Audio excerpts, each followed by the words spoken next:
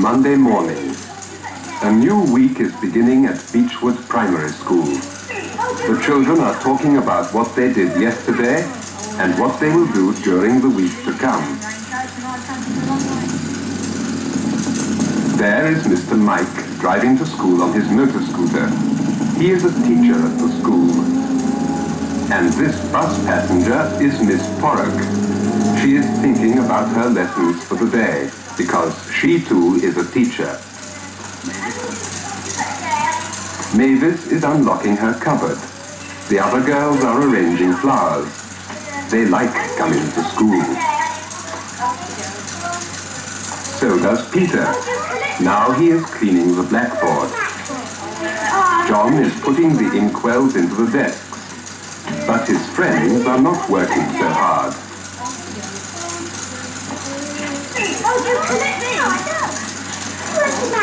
Oh, well, that's my mum. She leaves in her raincoats and I come from a long way, so I like to think this is still safe, see?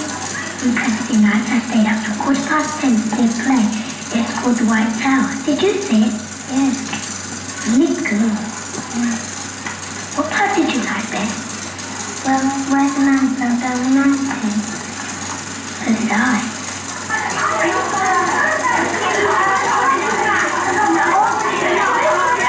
Peter, I found these 5 francs. How much do you think it's worth? Morning, Claudia. Morning, I Papa. don't know. Well, where would you go to find out? A money shop. A money shop? Can you think of a... Morning, Miss Wilson. Can you think of another name for a money shop? A bank. Now the jobs have been done, and the children will go to morning prayers in the school hall. The headmaster greets the children. Good morning, girls and boys. Good morning, sir. The service this morning will be taken by Barbara and Roger. Beloved, let us love one another, for love is of God, and everyone that loveth is born of God, and knoweth God. He that loveth not, knoweth not God, for God is love. In this was manifested the love of God toward us, because that God sent his only begotten Son into the world, that we might live through him. Beloved, if God so loved us, we ought also to love one another. Keith is 11 years old. He is in Mr. Herbert's class. The first lesson is mental arithmetic. But who is this? Mrs. Clark, the school cook, must know how many will come to school dinner. And now it is question time. 0.5 times 0.5. 2.5. Think again. 0.25. What's the LCM of 3, 4 and 2? Robert. 12. What fraction of a pound is 2 and 6pence? Sheila. Pat. 8. A quarter times a quarter. Bryn. 16. How many days in a leap year? 366. Decimal fractions of a pound. 0.125 of a pound. 2 sixpence. 0.375 of a pound. 7 sixpence. 0.65 of a pound. 5 sixpence. 0.7 of a pound. 14 shillings. 0.875 of a pound. 17 and sixpence. Good. Now this morning we're going into the hall to do some practical arithmetic. Robert smiles. He loves practical arithmetic. A practical science lesson. The children are making experiments with everyday things. A candle, a jam jar, a plate full of water, and a bottle with a cork. Roger watches, and oh, there goes the cork. Roger is very excited. Mr. Knight is going to answer the questions the children ask him. They are all about everyday things. Mr. Knight tries to make the pupils think for themselves and find the answers themselves. The school playground. Peter runs and jumps. Mr. Graves is taking care that the children don't hurt themselves during the physical training lessons.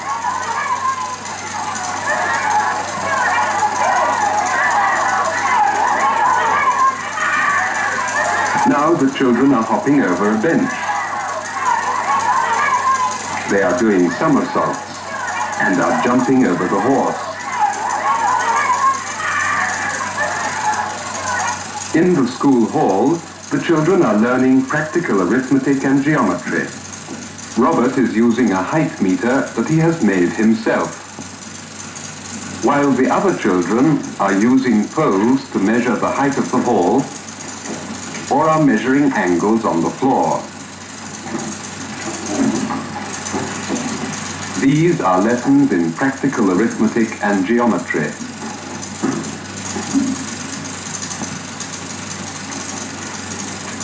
And the children like them best of all. He was playing a game of golf. There was Lord Howard of Egham and Blake and Kemp. They were playing Plymouth Hoe. That was Miss Nettle's class. Now we are looking into Miss Wilson's class. Her pupils are listening attentively to what she is dictating. Now it is break. The children get free milk to drink. Robert is handing out drinking straws. John and Peter are fighting. This is the school playground. Some children are climbing up the bars. Oh, look, Betty is hanging upside down. Some of the children are playing, some are fighting each other, while Bruce peacefully eats a biscuit. Now the children are running out to the playing field. The pupils at Beechwood School are aged from 7 to 11 years old. They go to school 6 days a week from 9 in the morning until 4 o'clock in the afternoon. But they have at least 2 free afternoons a week.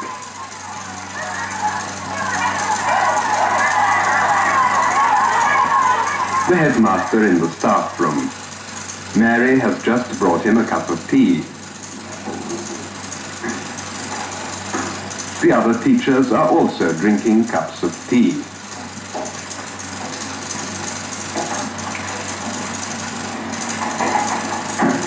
Miss Wilson is marking the exercise books in which the pupils have written their homework. 2 of the teachers are talking about what they will do in their next lessons. The school bell rings, break is over, and all the children return to their classes. This is Miss Porrock's class of 9-year-olds. The lesson this time is English composition. On Sunday, Miss Porrock drew some pictures of people for her class to describe.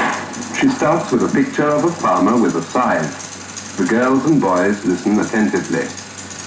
What is he doing?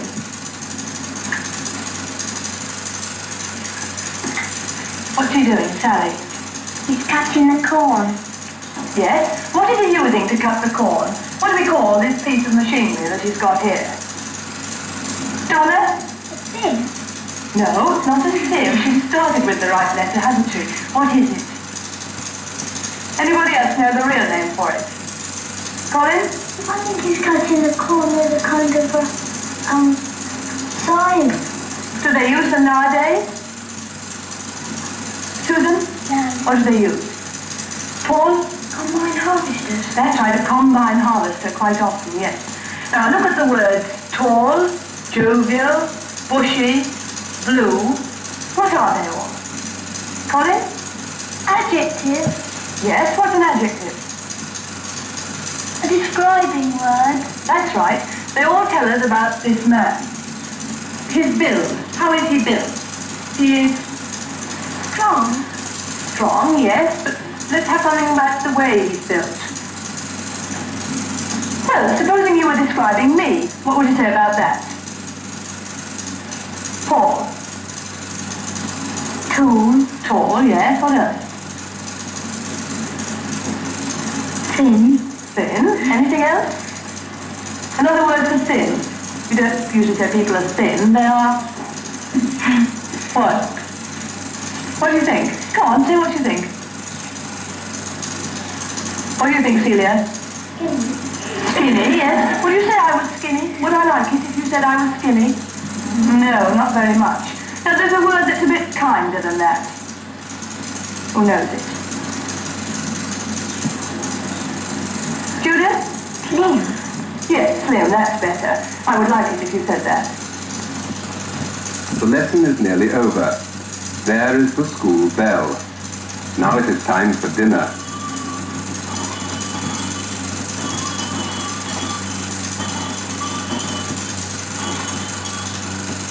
In the dining hall, teachers and school children eat together every day.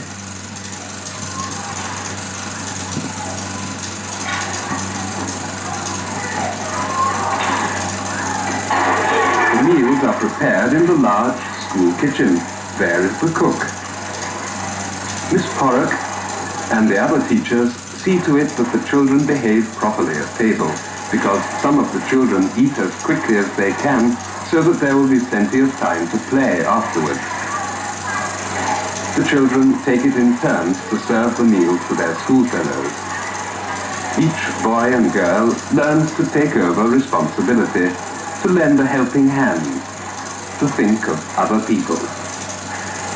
The children not only learn reading, writing and arithmetic, but how to live with one another. Dessert is now being served.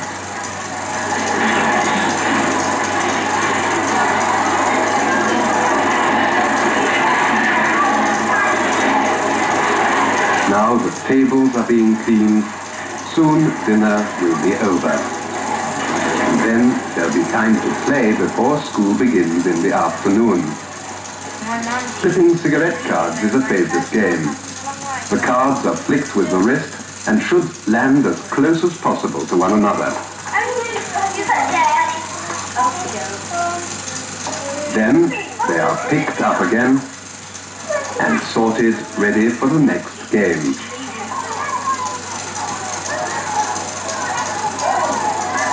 Lessons have begun again. This is Mrs. Horseman's art class for 8-year-olds. The children are working in groups.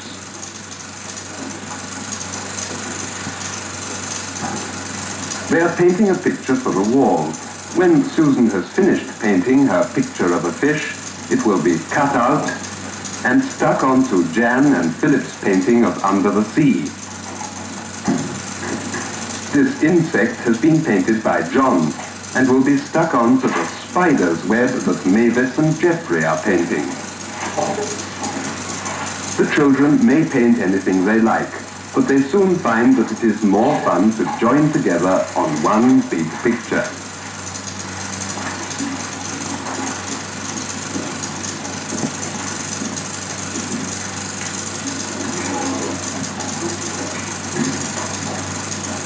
Mrs. Horseman, of course, helps the pupils and gives them advice when it is needed, but she finds that they usually have enough ideas of their own. Like Johnny, for instance, who is painting a top hat on his picture of a snail. This is Mr. Knight's class of 11-year-olds. At the moment, a reading lesson is going on. The first part of the lesson is over. The textbooks have been put away, and the children have chosen the books they like best from the school library or have brought them from home. Mr. Knight willingly helps those pupils who still find reading difficult. And far from sight, a crowd of birds streamed overhead, the fast blazing among the grass. It blew with the wind till all the earth seemed to frighten. In front of her, she saw the old hut. No, not the old hut. Try again. The old hut. In front of her, she saw the old hut. The old hut. Try again. In front of her, she saw the old. No, not the old hut. The old hut. The old hut. Good. That's it. That was exactly halfway between the hilltop and the farm. Only halfway. Good.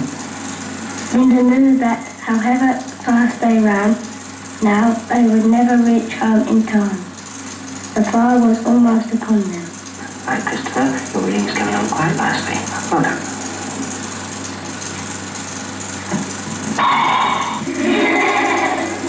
Oh, Michael! The clash on the cymbals comes at the end of the piece, not the beginning, like that. Now, not let's not have anybody else spoil it. Think what you're doing this time. Look at Judith. Are you ready? 1, 2, 3.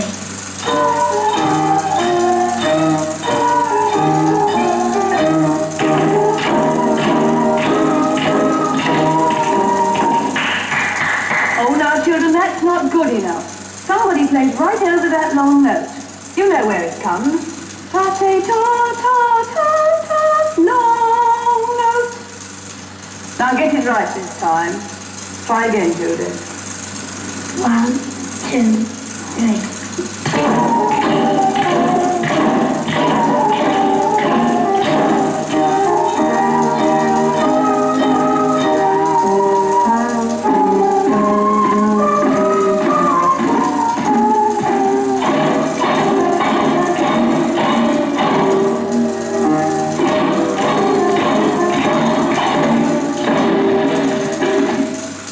Good, that's better. Well done, Judith. Now we just have time for one more verse before we go back to class, and then we can do the play.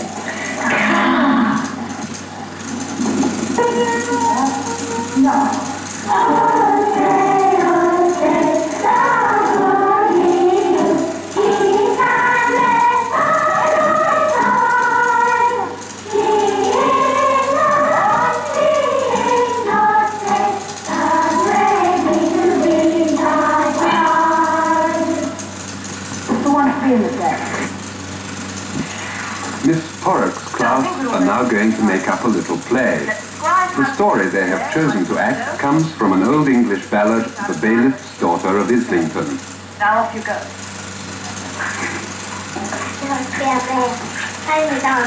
Your father said you wanted to go out, but I'd like to go out.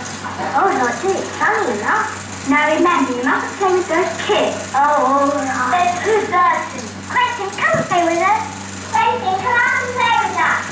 All right, I'll go. Come on. You're very good. Remember your father's orders. No. Anyway, I'm going. Come on. We've got work. Come on. I'm glad you've come to play with us. Oh, it's better than being indoors. I agree. But Cat is all these troubles too. We can't be sure they're not watching us.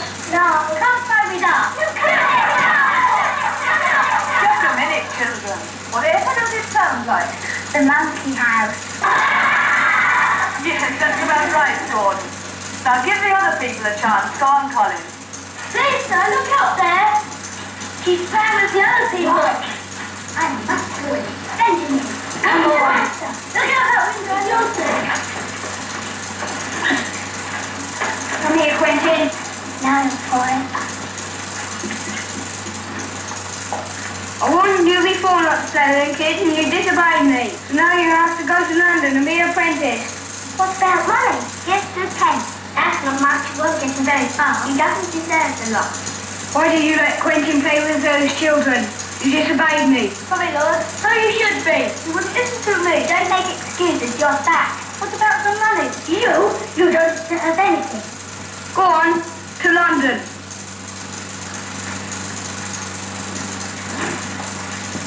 Now, they've gone up to London. What was the next scene going to be? Mother, 7 years later. Yes, and it's in Anne's home. Ready, Anne? Right, then. I wonder what has happened with Quentin. So do I. I must go to bed now. Mother. Don't get into the night, Archie. Good night. Getting late. You must go home now. Yes, I think so too.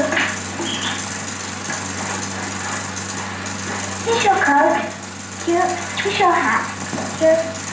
I'll see you in the morning. No, Margaret. Not in the morning. What has she forgotten? The plan. The plan? Did you forget?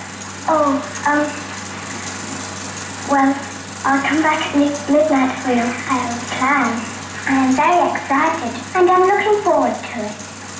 It's about escaping to London. I am really looking forward to it. Good night. Good night.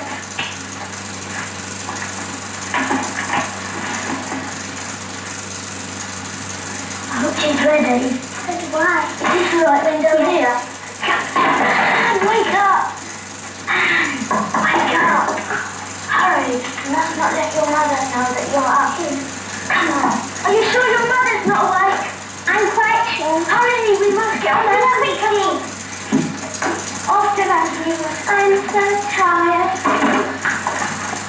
We've got Peter and Quentin on their horses now, so let's make the horse noise.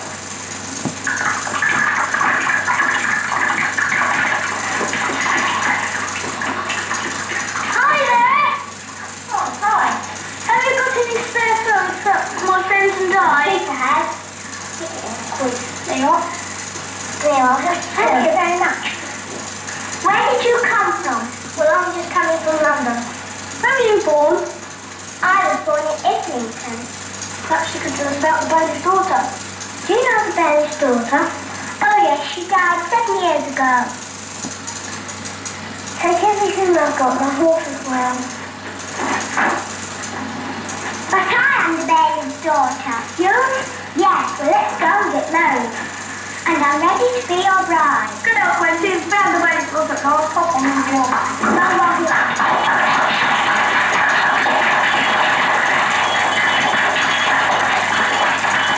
Good. Did you enjoy it? Yes, I think they did very well. Now the bell has gone, children, so we must go now. Don't forget your things for tomorrow.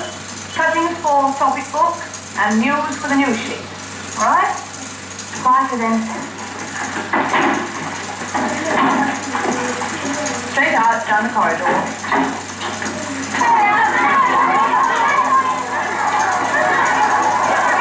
The school bell has rung and Monday afternoon lessons are over. The children are leaving the school. But some of the teachers and their pupils still have things to do. Miss Wilson is in charge of athletic sports. She always gives her children good advice so that they will one day break their own records at running, high jump or long jump.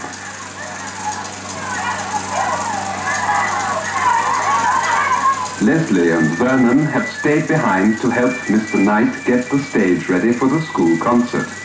The two boys are very glad to help. Miss Porrock is rehearsing her recorder group, who will also take part in the school concert.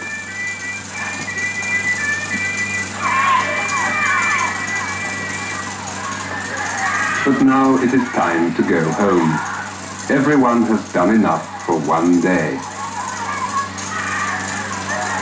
And Mr. Knight has promised to give Peter a ride on his scooter, but only as far as the gate. Off they go. Goodbye, Mr. Knight. The classrooms are empty. The school will be quiet for the next few hours, until the concert this evening. The school bell will not be rung until tomorrow morning at 9 o'clock. Then this empty corridor and the empty classrooms will be full of life again. Colin and John, Susan and Judith will be sitting at their desks listening to Mr. Knight or Miss Porrock. And now we say goodbye to Beechwood Primary School and shall listen a while to the children singing.